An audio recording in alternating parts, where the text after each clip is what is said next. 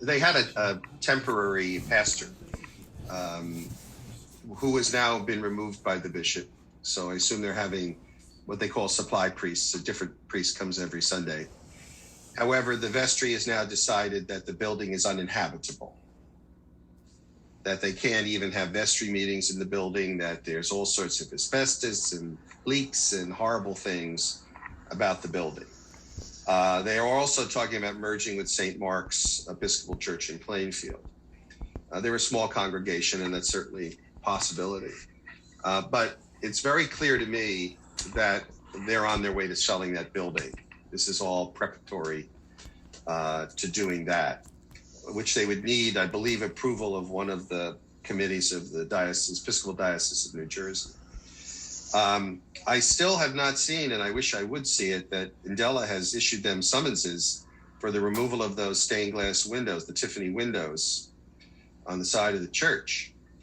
I really think we need to do that to get them in here to tell us what they did and what they're planning to do to either replace them or to do what with those windows. I also think we need to impress upon them, as I'm sure the head of the vestry knows this because I know her, but is that any developer who's going to buy that property will have to come before us before any demolition of any portion of it is undertaken. But that may be something that's kind of quietly put under the radar. So it's going to be a problem.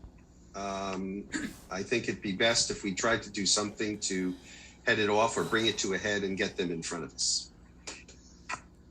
Bill, I don't know if you know this one way or the other, whether Andela has issued a notice, and if so, what's the status of it? If you don't know, tell me. I've had correspondence with the Grace Episcopal Church, but I do not know what actions, if any, Andela has taken. I do not know. I can find out. If the HPC wishes to, I'm going to use the word direct. I don't know if that's the correct word, and Chris can correct me if I'm wrong. But if you wish to, direct Andela to issue that, I mean, you certainly can.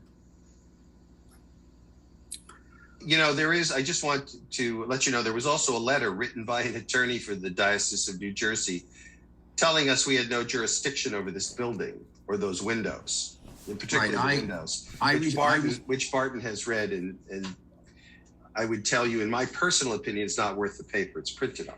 But I think it's an affront to this commission for them to tell us they're not coming in because we don't have jurisdiction when we do.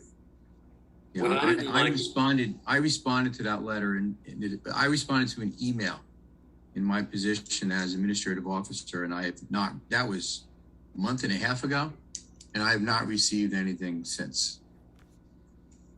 So that's why I do agree, Mr. Chairman, I do agree with Larry that if they aren't encouraged to do what they should do, nothing is going to happen. I don't know that we've ever directed the issuance of a violation notice as a group. I have done it. Any individual can do it. I wouldn't have a problem with it, but I wouldn't have thought of that. And we request instead of direct? Yeah, I probably used the wrong word. Yeah, request, sure. Yeah. We can do that. Bring them to court. I can just do a letter to Andela. Well, as long as the commission itself, votes to, request that you do that's fine. Well, what would I would say?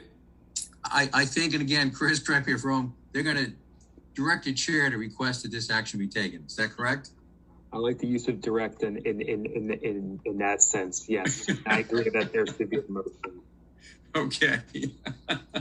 I so move. I so second. Okay, for me to write the letter to Andela. All right. All in favor? Aye. Aye. Anyone opposed? There are two things about it I want to point out, though. One, some of the communications with the church people stated that they couldn't replace the windows without HPC approval. I I was concerned that that keeps an issue alive that should be considered impossible from moment one. To take out the leaded glass windows or whatever they are and replace them with something cheaper, to me, is simply illegal. I can't imagine approving it. So I'm just a little concerned whether they've been given consistent advice on it.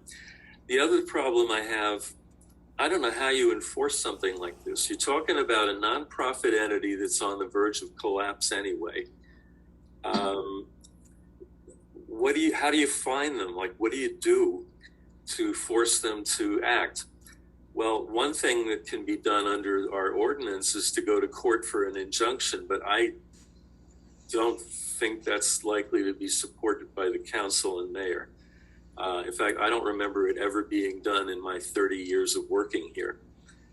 So those are just my thoughts. Any other comment on them before we leave the subject? Well, I think this is important for us. You know, Indeed. And you know, if they're going to have to deal with it, it could be fines. You know, fines until you put the windows back, or fines until you put an approved replica back. And if they're negotiating with anybody to buy the property, that's going to cause difficulty for them, and perhaps urge them to do what's right. Well, Plus, there's an identical set of Tiffany windows on the other side of the church. So there's another set still there. For how long, no one knows. Yeah. Well, you just opened up the subject I meant.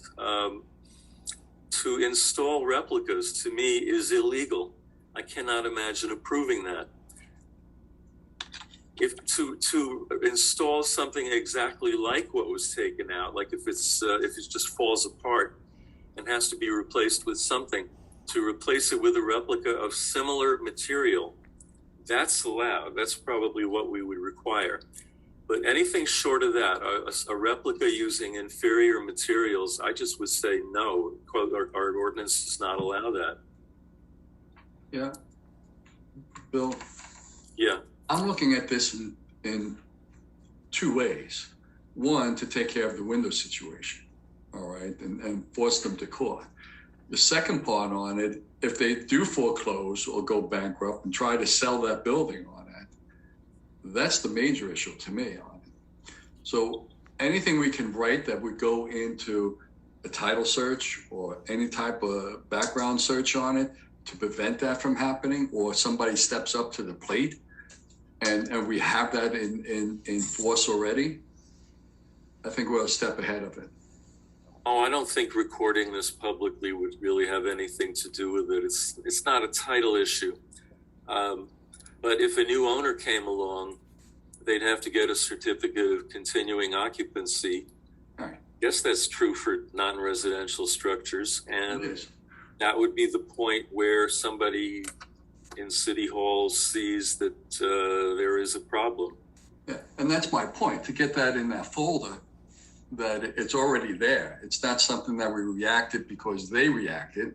Yeah. But we're proactive on putting that in there.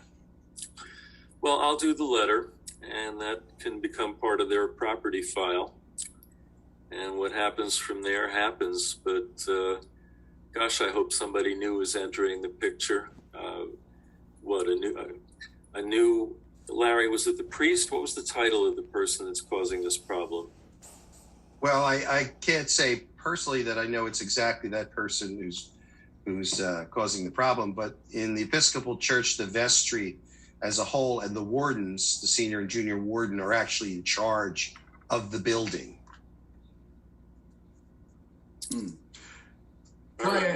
Bill, another question. On zoning on this building, all right, would the zoning change on it? I know churches has a very specific use in zoning.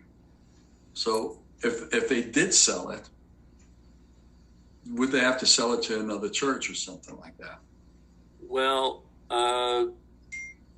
right now, I believe that land is part of the Cleveland Avenue Arts District. No, Bill? No. It's not. Okay.